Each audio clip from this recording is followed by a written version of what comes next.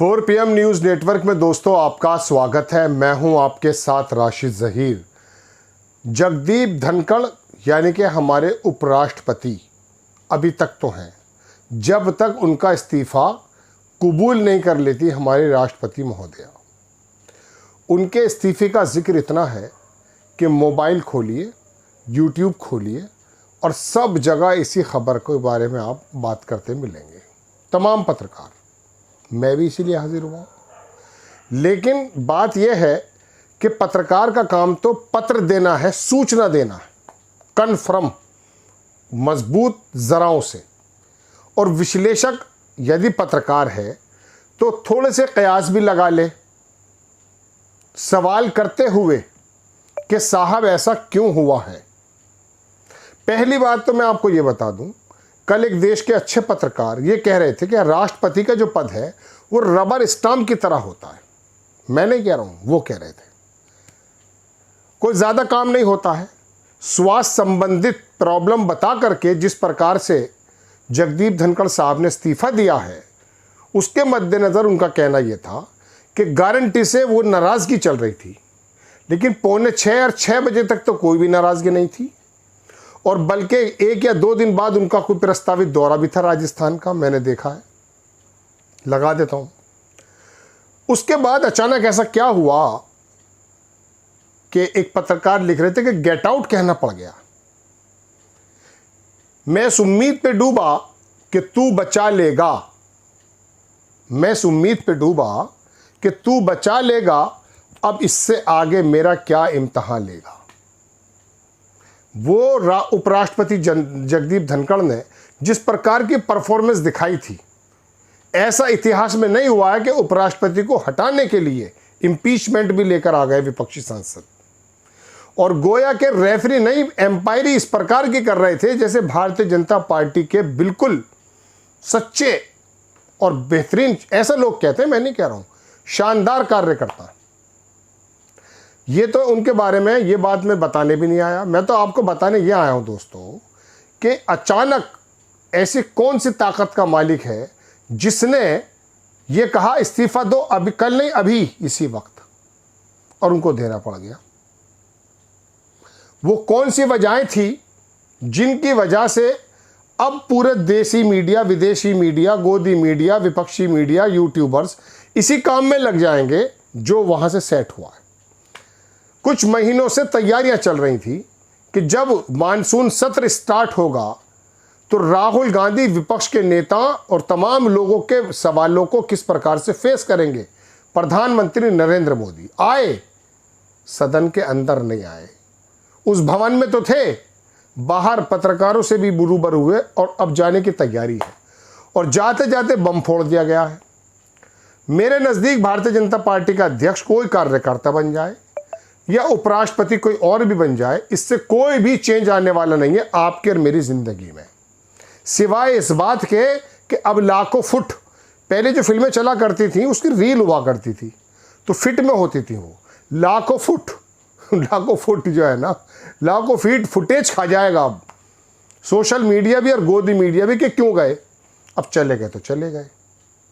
बात ये देखो कि ये समय किसने चुना था और क्यों चुना है। अब मैं यहां विश्लेषक के रूप में आपको कुछ बात बताने आया हूं। महीनों से तैयारी चल रही थी, वर्चुअल मीटिंग भी बुला ली गई थी कि कौन कौन से सवाल होंगे। ऑपरेशन सिंदूर और बड़े पापा के वो सवाल जो 24 बार वो कर चुके हैं, मैंने कराया वो सीज फायर, बिहार का रिवीजन और बड़े इंपॉर्टेंट इश्यूज जिनसे बचना चाहती है भारतीय जनता पार्टी, जिससे बचना चाहते हैं मोदी जी।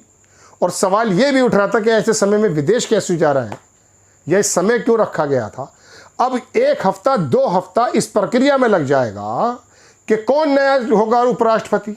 मैं होऊंगा, मिसाल दे रहा हूं, फर्क क्या पड़ेगा, आप होंगे, फर्क क्या पड़ेगा। फर्क ये पड़ा कि वो जो मानसून सत्र का इंतजार कर रहा था विपक्ष का तमाम दल, सवालों को लिख रहा था, मिटो रहा था। एक हमारे पत्रकार कह रहे थे, पत्रकार जहाँ खड़े होते हैं कुछ ज़्यादा काम तो होता नहीं है, तो बहुत सारे पत्रकार अपने आप को बिजी दिखाने के लिए उस अड्डे पे तो कुछ टाइपिंग करते रहते हैं, मोबाइल में कुछ हटाते रहते हैं। तो एक हमारे मित्र हैं, वो भी पत्रकार हैं, वो कह रहे हैं वो क्या करता रहे, वहाँ लिखता रहे बेटोत्तर है। तो ये सवालात लिख रहे थे विपक्ष के लोग, लेकिन ये कौन सा डिस्कशन है जो ड्रेल कर दिया गया है पर्दे के पीछे उस आदमी ने? वो मदारी कौन है जो ये तमाशा दिखा रहा है आपके और मेरे सामने? तमाम पत्रकारों को मैं भी परसों तरसों खबर बना रहा था कि उन्होंने ही शिगुफा दे देते हैं कि इस पर बात करो। अचानक चुनाव आयोग उठा, बिहार के अंदर रिवीजन कराने लगा, लग गए सारे कामों पर। अरे बिहार की बदहाल हालत के बारे में बात होगी दोस्त, रिवीजन के बारे में उसने ही दिया है, ऊपर वाले ने ही दिया है ये वाला, कि इस पर बात कराओ, इन्हें लड़ाइए आप देखते हैं कभी कभी वो एक गेम आया करता था, ऊपर उसकी जो थी, उसकी वो क्या कहते हैं, उसकी जो डोरिया थी और वो नीचे लड़ते रहते हैं, पुराने ज़माने में देखा करते थे।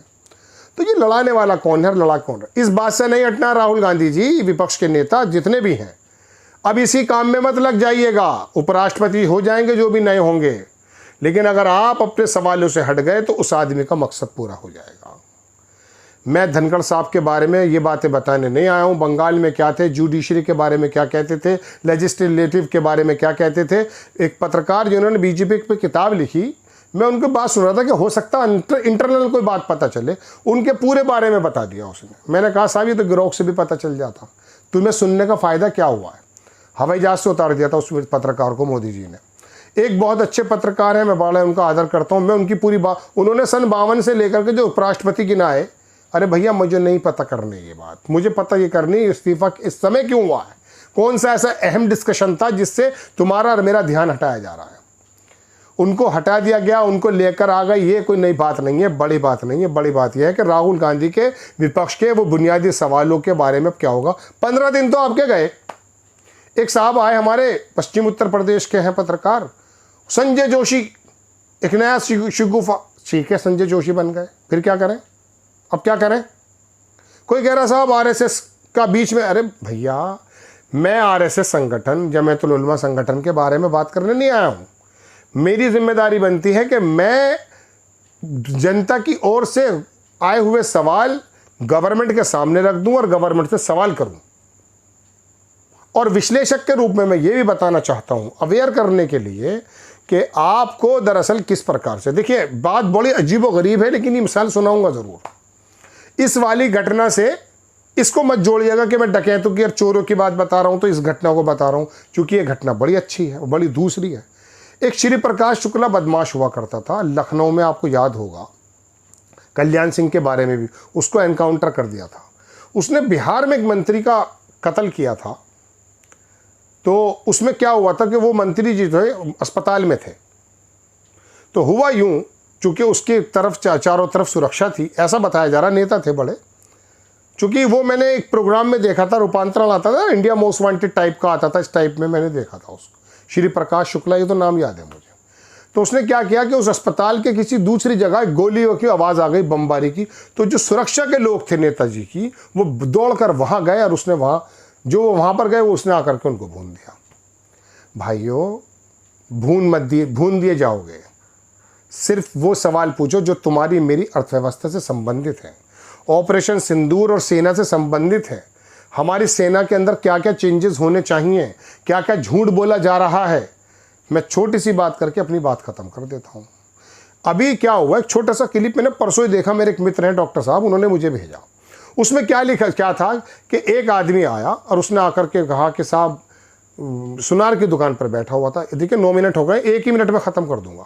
सुनार की दुकान में बैठा हुआ था वो बंदा, और वो अपनी बेटी के लिए जेवरात ले रहा था। एक लेडी आई, अरे अरे अरे मौलाना आप, अरे आप तो बड़े ज्ञानी हो, अरे आप यहाँ, कुछ नहीं बेटा, बस बेटी की शादी के लिए जेवर लेने आया हूँ। अरे अरे अरे अरे आप तो बद ध्यानी हो। वो दुकानदार बोला, अरे अरे कौन है ये, कौन है ये? अरे अरे अरे तुम जानते नहीं है बदबख्त, ये तो इतने बड़े आलिम हैं, ये तो फूंक मार के मक्की बना देंगे, ये तो यूँ हो जाएगा, ये तो यूँ हो जाएगा। अरे सर अरे अरे हाँ, चूँकि वो नई लेडी आई थी उस दुकान के अंदर, तो दुकानदार पे बड़ा अजीब असर पड़ा। तो उसने कहा साहब आप मेरे लिए कुछ दुआ कर दो, मेरी दुकान नहीं चलती। उसने कहा कोई बात नहीं, उनको कुछ दे दीजिए। उसने जेब से रुमाल निकाला, यूँ करा थू, और यूँ केले अपने मुंह पे मल ले 10-5 मार। उसने जो यूँ मला तो वो एकदम बेहोश हो गया। उसने तमाम, दोनों ने आकर के, वो लेडी उसने तमाम जो है डकैती मार दी। 4 साल के बाद फिर वही सीन दिखाया गया। 2 पुलिस वाले उसी चोर को लेकर, जो मौलाना बना हुआ था, उसे लेकर आए। अब लेकर आने के बाद बोले ये था वो आदमी, अरे अरे साहब यही था, इसको फांसी चढ़ा दो, उसको फांसी चढ़ा दो। अच्छा इसने क्या क्या किया, इसने ये किया, इसने ये किया। हम यहाँ पर आए पूरा सीन क्रिएट करने ताकि अदालत के सामने रखे। इसने कैसे किया, तू बता भाई कैसे किया। उन्हें सर मुझे छोड़ दीजिए, छोड़ दीजिए। नहीं नहीं बता पूरे सीन कैसे लूटा तूने इसको। उसने कहा साहब मैं तो यहाँ कर बैठा था और फिर क्या हुआ, बता बता। नहीं साहब मुझे माफ़ कर दीजिए। वो नाटक करने लगा। वो दुकानदार बोला साहब छोड़ना मत, उसको फांसी पहुँचानी है।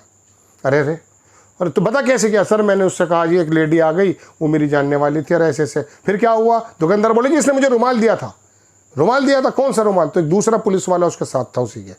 उसने कहा तेरे पर रुमाल है। नहीं कहा जरा दे, बता इसने क्या करा इस रुमाल को। निकू जी इसने रुमाल लेकर के मुझसे कहा इसमें कुछ फूका और फिर कहला यूँ कर लो। अब जैसे मैंने यूँ करा साहब मैं बेहोश पीछे को गिर गया। दोबारा नया रूप लेकर आया था। ये नेता नया रूप लेकर आता है हर 5 साल बाद। उसमें ये दिखाया गया, ये आपके सामने नई नई बातें करेगा। एक शेर मुझे याद आ रहा है, 11 मिनट हो गए, माफ़ी चाहूँगा, दोबारा से रिमाइंड करके उसके बाद बताता हूँ। शेर ये था साहब कि ये रोज़ मिलने की आरजू, ये रख रखाव की गुफ्तगू, ये शरारतें नहीं बेगरज, उससे आपसे कोई काम है। ये रोज़ मिलने की आरजू, ये रख रखाव की गुफ्तगू, ये शरारतें नहीं बेगरज, उसे आपसे कोई काम है। वो दिलों में आग लगाएगा, मैं दिलों की आग बुझाऊंगा, उसे अपने काम से काम है, मुझे अपने काम से काम है। तो ये शरारतें नहीं बेगरज, ये अचानक इस्तीफे ये नहीं बेगरज, उसे आपसे कोई काम है। तो आप समझ लीजिएगा। जय हिंद।